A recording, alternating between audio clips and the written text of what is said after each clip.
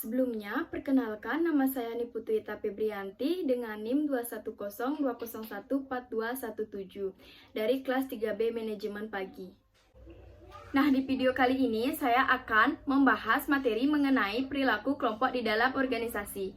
Perilaku kelompok di dalam organisasi merupakan sebuah perilaku sekelompok orang dalam organisasi yang mempunyai suatu fungsi dari interaksi antara kelompok dengan lingkungannya atau organisasi, di mana nantinya kelompok tersebut mempunyai tujuan untuk mewujudkan suatu penerapan nilai-nilai sosial yang ada dan yang dibutuhkan suatu struktur di dalam suatu perusahaan. Pada video pembahasan kali ini, saya juga akan memaparkan beberapa hal yang mencakup di dalam pembahasan perilaku kelompok di dalam organisasi, yaitu diantaranya yang pertama ada mengenai komunikasi.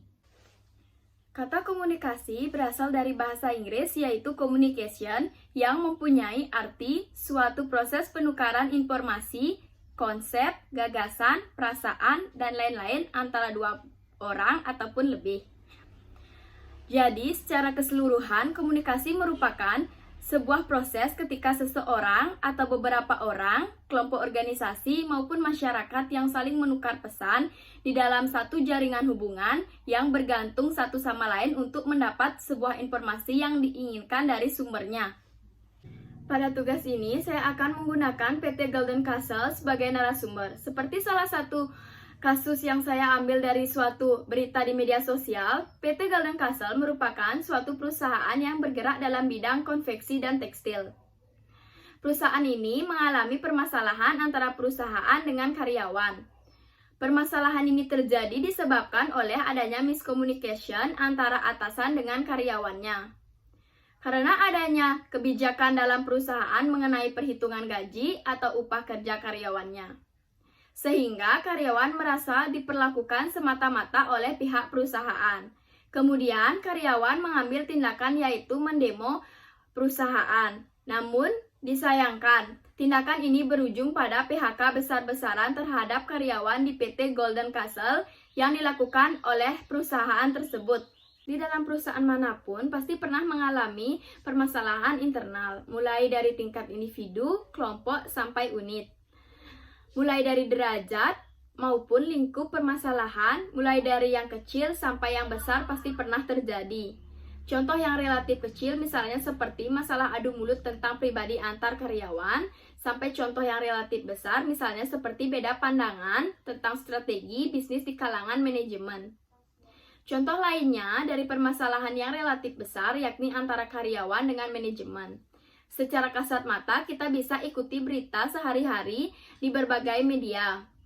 Di situ banyak dampak sebuah permasalahan dalam bentuk demonstrasi dan pemogokan.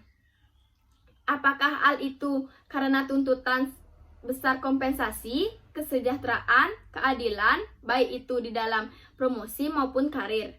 Ataukah karena tuntutan hak asasi manusia ataupun karyawan?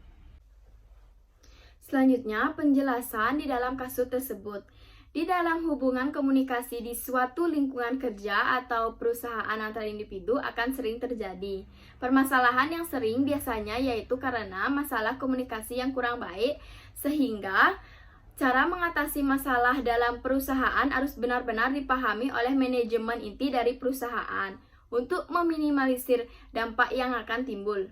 Permasalahan atau konflik yang terjadi di PT Golden Castle antara karyawan atau karyawan dengan atasan yang terjadi karena masalah komunikasi harus diantisipasi dengan baik dan dengan sistem yang terstruktur. Karena jika masalah komunikasi atasan dan bawahan terjadi, maka juga akan terjadi hal-hal yang tidak diinginkan. Misalnya, mogok kerja, bahkan karyawan sampai demo seperti kasus di perusahaan tersebut.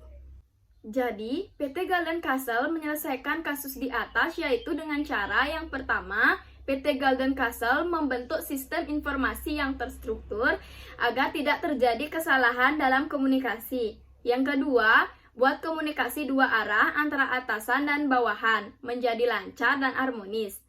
Misalnya, dengan membuat rapat rutin. Karena dengan komunikasi yang dilakukan dengan dua arah dan intenskan akan dapat mengurangi masalah di lapangan. Dan yang terakhir, yang ketiga, beri pelatihan dalam hal komunikasi kepada atasan dan karyawan. Dengan adanya pelatihan akan memberikan pengetahuan dan ilmu baru bagi setiap individu dalam organisasi dan meminimalkan masalah di dalam hal komunikasi.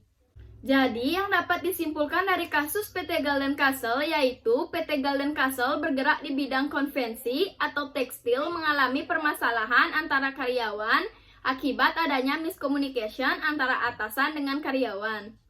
Karyawan kemudian mengambil tindakan mendemo perusahaan yang berujung pada PHK besar-besaran yang dilakukan oleh perusahaan. Masalah komunikasi harus diantisipasi dengan baik dan dengan sistem yang terstruktur. Karena jika masalah komunikasi antara atasan dan bawahan terjadi, maka hal-hal yang tidak diinginkan juga akan terjadi, seperti misalnya mogok kerja ataupun demo. Maka dari itu, pentingnya komunikasi terhadap atasan maupun dengan bawahan agar terlaksananya dengan baik, dan juga akan berpengaruh pada perkembangan atau tidaknya perusahaan tersebut. Terkadang dalam mengambil sebuah situasi keputusan haruslah menganalisis, memperhitungkan, atau membandingkan beberapa atribut-atribut yang akan digunakan dalam mengambil keputusan. Karena jika mempertimbangkan faktor-faktor atau atribut-atribut secara keseluruhan, maka keputusan yang diambil tidak akan sulit dan tidak saling bertabrak dengan lainnya. Baik, sekian kasus komunikasi dari PT Galden Castle yang dapat saya sampaikan. Mohon maaf jika ada kesalahan dalam penyampaiannya. Akhir kata saya ucapkan terima kasih dan saya tutup dengan Parama Santi. Om Santi Santi Santi Om.